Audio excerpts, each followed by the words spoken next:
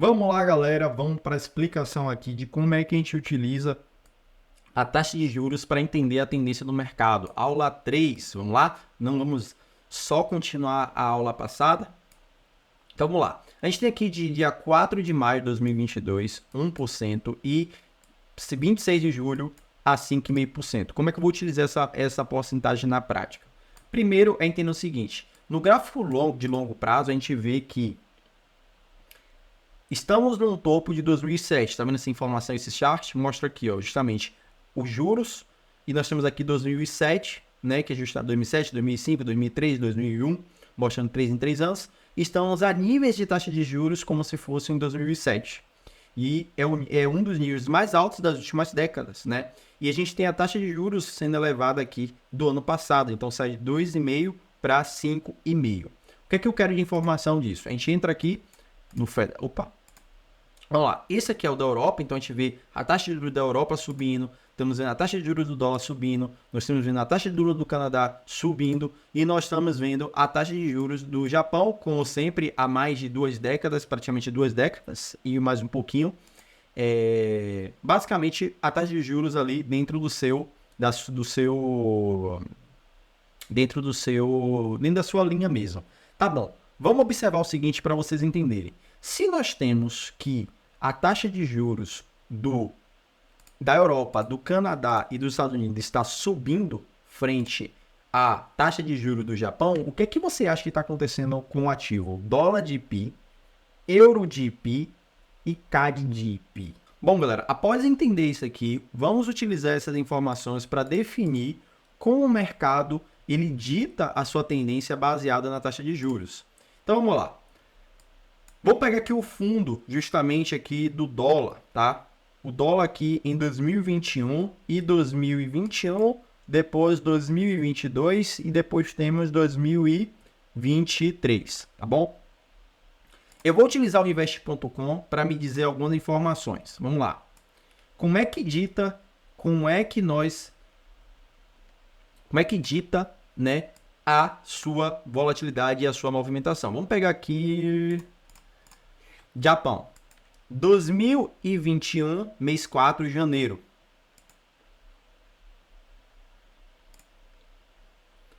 Dois mil e vinte e um, janeiro. É que aqui é o contrário, tá, galera? Rapidinho.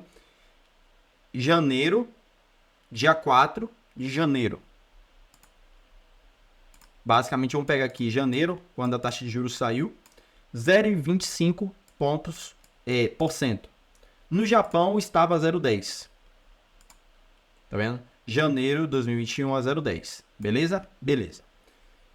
Vamos agora entrar aqui nesta alta a partir do momento que subiu um pouco a taxa de juros. Subiu lá, estava 0,25, 0,25, 0,25.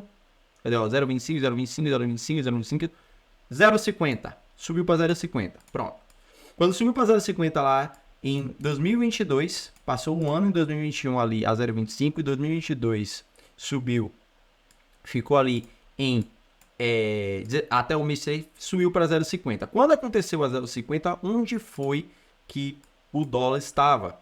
Perceba, se eu tenho a 0,25 a taxa de juros do dólar e nós temos 0,10 mantendo-se assim no Japão, nós temos que as pessoas tendem a ter mais capital, logicamente, no dólar do que no Japão. Então, o que é que nós podemos ver aqui?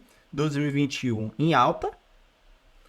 E quando deu 2022 no mês 3, que foi justamente aqui, o mercado deu esse pump para cima, saiu deste ponto a esse ponto, de uma forma muito mais rápida, muito íngreme. Perceba que se deslocou de um ponto a um ponto mais alto.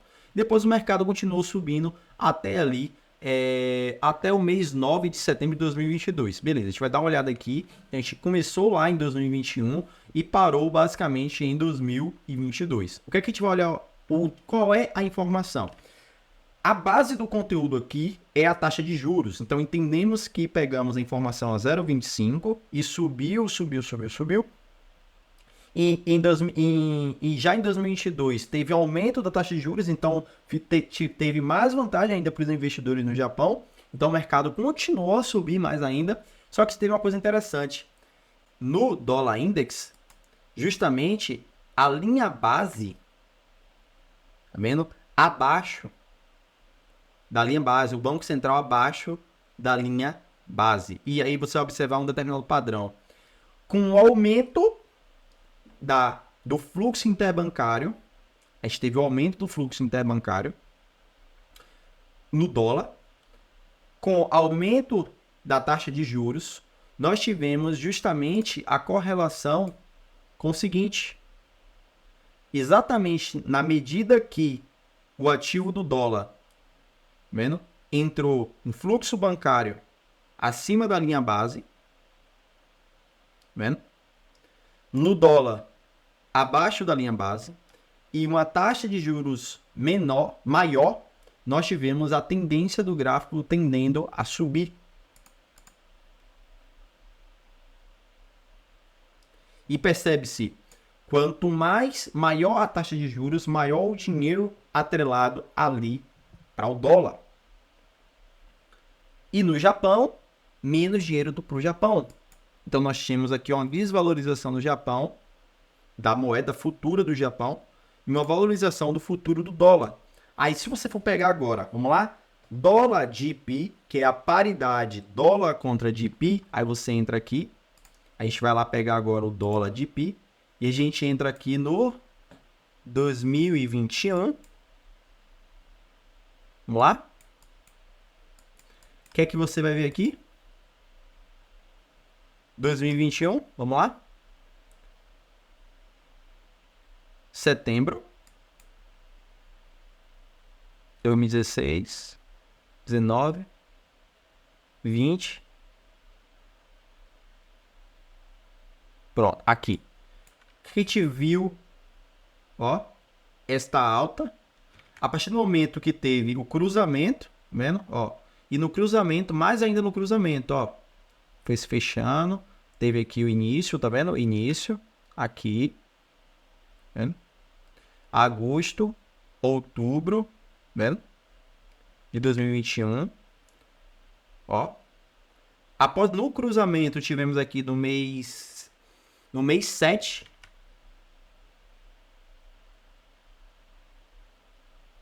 Aqui, ó, no mês 7. Este cruzamento. Então, estamos vendo um cruzamento do fluxo interbancário, aumento da taxa de juros dos Estados Unidos e o reflexo disso no gráfico. Percebe-se o seguinte: percebeu que o aumento do gráfico da valorização do dólar contra o GBP tem muita relação com o aumento da taxa de juros nos Estados Unidos? E é aí que tá a sacada. Então, sem complexar muito, percebeu a relação da taxa de juros com o aumento da taxa de juros com o deslocamento da tendência no mercado? Agora vamos aqui no Canadá. Canadá teve um topo aqui justamente no mês 5. Vendo? E tivemos um fundo aqui no mês 10 do 10 de 2022. Vamos fazer uma simulação seguinte. No mês 10 do 10 de 2022. E vamos pegar aqui o mês 10 do 10 do dólar. O que a gente está vendo aqui, ó? No dólar, nós tivemos o topo do dólar e nós tivemos o fundo do dólar canadense futuro.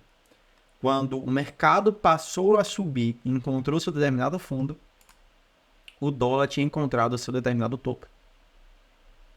Percebe? Só que aqui está o seguinte: como que estava a taxa de juros do Canadá e o dólar exatamente nesta faixa? Então a gente vai lá, ó, Canadá, 10 do 10 de 4 de 2022. Aqui, ó. No Canadá, 26 do 10, então o mais próximo é esse, 7 do 9, 26 do 10. O mercado saiu de 3,25 para 3,75. Teve um aumento de 0,50.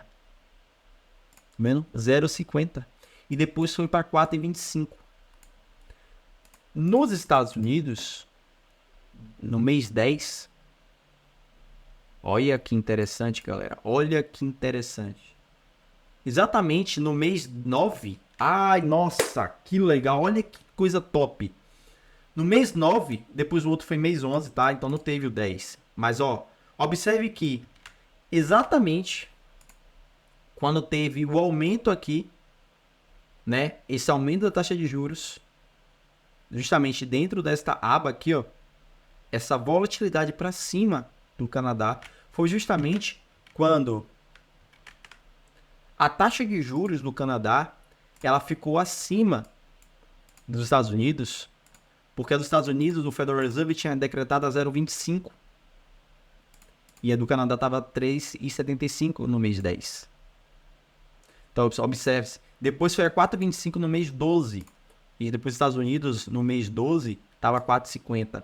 Então, percebe, já no mês 12, já teve o equilíbrio ali da taxa. E olhe como é que estava o mercado já no mês 12. Pronto, exatamente aqui. Percebe-se o seguinte. Quando a gente viu que o dólar da taxa de juros ela estava muito maior do que a do Japão, a gente viu uma tendência muito forte para o Japão em queda, porque o dinheiro estava muito mais pro dólar. Agora que a gente vê o Canadá com a taxa de juros muito próxima dos Estados Unidos, vendo muito próximo dos Estados Unidos, que a taxa de juros está alta, o dólar canadense, e a gente vê que há uma diferença muito baixa, né, de 0,50%, a gente vê o mercado mais que lateral. A partir do momento que a gente teve uma taxa de juros do dólar subindo muito, a gente tem aqui, ó, taxa de juros subindo equivalente, muito mais do que a do Canadá, a gente vê o reflexo disso dentro do gráfico. Lógico que é a forma como a volatilidade acontece e todos os outros princípios macroeconômicos. Mas o que eu quero dizer para você é, no longo prazo, o que se mantém a tendência, o que dita a tendência é a taxa de juros. A taxa de juros manda no gráfico, manda naquilo de quando a movimentação tem que ser. Bom, galera, é isso. Logicamente, não temos como fazer operações baseado, eu não faço operação baseada nessa ideia, mas eu queria mostrar para vocês um pouco a relação de como é que o Banco Central e o algoritmo interbancário não, na verdade, as análises quânticas e o mercado, os dealers operam dentro das informações. Não tem muito a ver com nenhum tipo de indicador, nada de nenhum viés. Basicamente, é o fluxo interbancário que acontece dentro, né, dentro deste parâmetro, aliado à taxa de juros e aliado a todos os outros comércios que são relacionados a dados macroeconômicos.